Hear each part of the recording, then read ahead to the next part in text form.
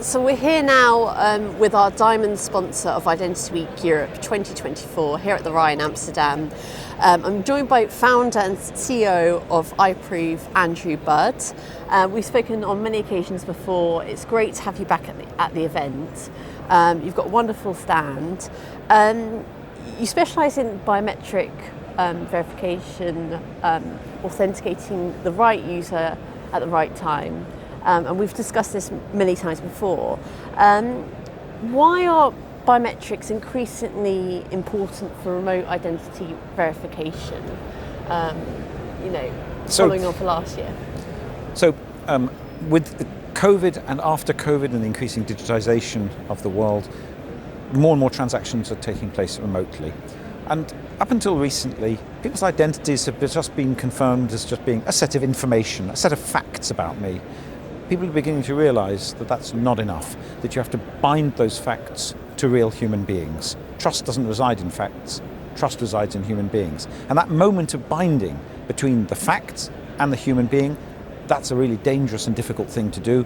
Biometrics are by far the best way of doing it. And so that's becoming increasingly clear, both when identities are being onboarded during the IDV process, and increasingly as a factor when they're being asserted during the authentication process. And why is now the right time for businesses, public sector, everyone to be thinking about implementing these biometric solutions for remote identification? In the last decade, a lot of these binding processes have been done using, for example, video identification. I talk to an agent, we have a nice chat, I maybe show them my identity documents, I must be real. Not true anymore. In the last year, the development of deepfake technology has been so extraordinarily rapid that today it's impossible to tell with the naked eye whether you're looking at a real human being or a forgery. Already a couple of years ago in Germany, the Chaos Computer Club demonstrated how a complete video ident process could be totally forged. Only a few weeks ago, Arup, the huge civil engineering company, did a public good by announcing that they'd had $25 million stolen from them as a result of a video call with a board in which every member of that board had been deepfaked out. So the old methods of doing things are over. They don't work anymore. So new methods of biometric security, especially biometric liveness, are now becoming absolutely essential. That's why companies have to react, have to understand the threat and do something to mitigate it now. And you mentioned this, a lot has happened in the last year with the emergence of kind of rapid acceleration of deepfakes. What's changed then in the industry trends, the regulation and technology that you're providing to kind of combat this threat?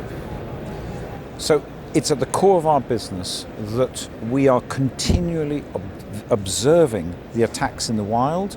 We're learning about the new techniques as they emerge, and we're adapting to the new techniques as they emerge. So that means that our whole system is set up to move as fast or faster than the attackers in order to deliver secure resilience day by day, week by week, month by month, year by year. And that's so.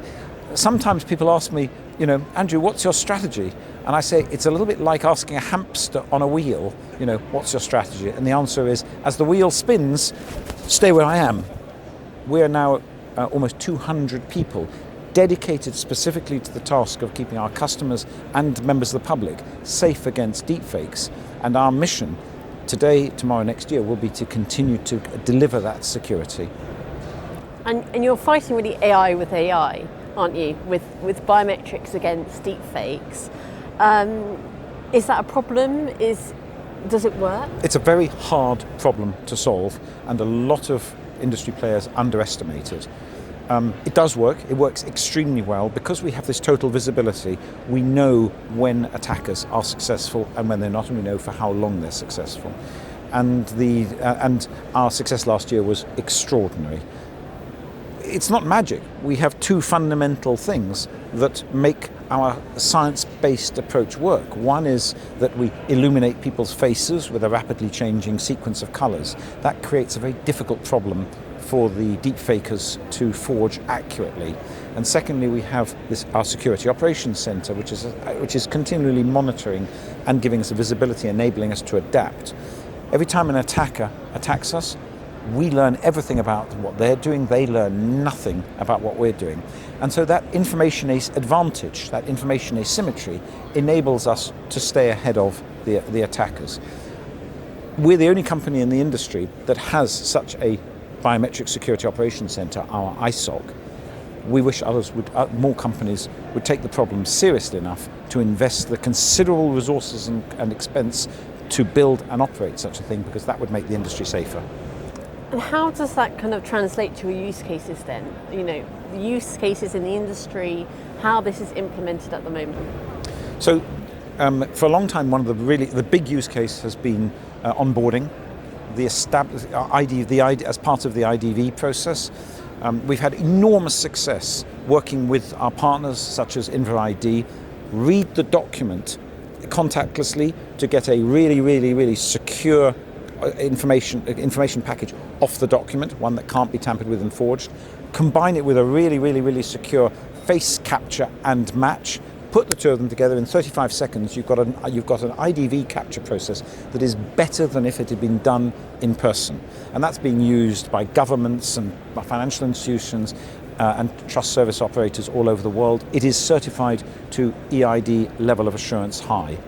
Increasingly, organizations are using us for subsequent authentication, maybe for rebinding of apps to mobile phones, for step-up authentication for high-risk applications, and for recovery of credentials that have been associated with a phone or have been lost. And now we're starting to look at the next generation of use cases, which will be wallet owner binding in a world of decentralized identity. It's all very well to have really well certified credentials, but how do you know that the holder is actually in control of that wallet when they make the assertion? The issue of wallet binding and holder binding is becoming a major requirement, and we think that that'll be a huge use case for iProov going forward. And the market's changing all around you. You know, you mentioned wallets, and you're keeping up with that as well, the innovation. For any organisations that want to follow your clients in doing this, what are the key considerations that they need to think about to implement biometrics in remote verification? So the first thing to do is to do a risk assessment. There are two sorts of risks. There's regulatory risk, am I ticking the boxes? And there's enterprise risk. What's going to happen to me when an attacker succeeds? Historically, a lot of this industry has worried just about compliance risk. But because it's so easy now, and so the tools are becoming so widespread for mounting extremely powerful large-scale attacks, this isn't just about compliance anymore. This is about real enterprise risk, in some cases existential. Do the risk assessment. Look at the measures, think about the measures, inform yourself about the measures necessary to protect against them, and then look at how how competent vendors actually are at defending against them. Don't just believe their slideware, and whatever you do, don't believe their claims of performance when they're marking their own homework. There's a lot of marking their own homework in this industry. There's a lot of, oh, don't you worry about it, nothing to see, move on here. Look at how the systems have been certified, look at how they've been tested. For example, the FIDO Alliance has just launched what is basically the world's first industry standard certification program for liveness. Look at who has been certified for that.